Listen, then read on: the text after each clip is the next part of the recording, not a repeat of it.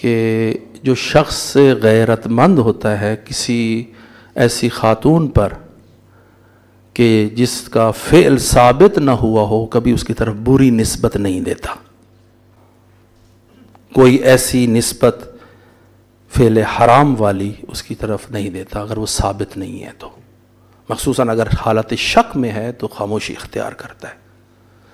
ہماری پاکستان کی سیاست اس وقت عجیب و غریب حالت میں پہنچ گئی ہے.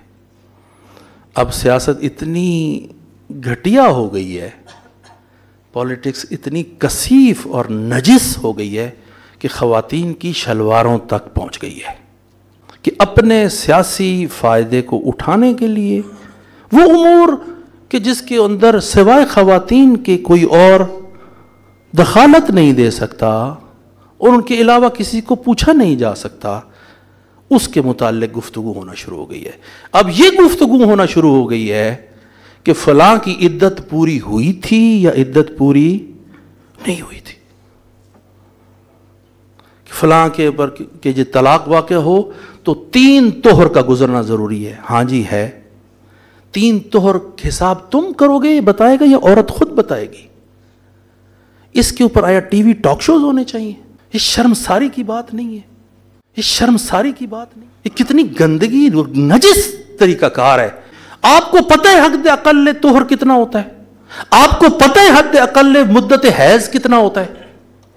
آپ کو پتہ ہے کہ 3 اقراء کے لیے حد اقل وقت کتنا ہونا چاہیے؟ جب ادعا کرے عورت تو اس کا قبول کرنا چاہیے. آپ کو پتہ ہے کہ ان امور میں عورت کا خود کہنا کفایت کرتا ہے. آپ اس کو اٹھا کر جو آپ کے امور نہیں ہے، نہ فقہی لحاظ آپ اس کو جانتے ہیں نہ آپ کو پتہ ہے، آپ صرف سیاسی فائدہ اٹھانے کے لیے اس کو جناب ٹی وی کے اوپر. اور پھر یہ کس قسم کی سوسائٹی ہے جس کو ہم تشکیل دے رہے ہیں؟ یہ کس قسم کے لوگ ہیں جو اس قسم کی سیاست کر رہے ہیں؟ لحظہ قبل از طلاق، ایک لحظہ طلاق سے پہلے اگر عورت حالت طہر میں ہے تو طلاق ہو سکتی ہے. ایک لحظہ یہ شمار کرو. حد اقل مدت حیض کتنا ہوتا ہے؟ 3 دن. پھر پاکیزگی کے دن حد اکثر کتنے ہوتے ہیں؟ 10 دن، 13 دن. پھر دوبارہ حیض دیکھ لیتی ہے 3 دن، 13 اور 3 کتنے ہوئے؟ 16. پھر 10 دن دوبارہ پاکیزگی کے دن ہو جاتے ہیں. ٹھیک ہے. پھر حیض دیکھتی ہے تو اس کے بعد وہ پاکیزگی ہے. تو آپ کیسے کہتے ہیں کہ یہ تو 29 دن یا 26 دن بنتے ہیں اور 1 لحظہ یا 2 لحظے کی بات ہے؟ آپ 3 مہینے گزروانا چاہتے ہیں، آپ کو حیض آتا ہے.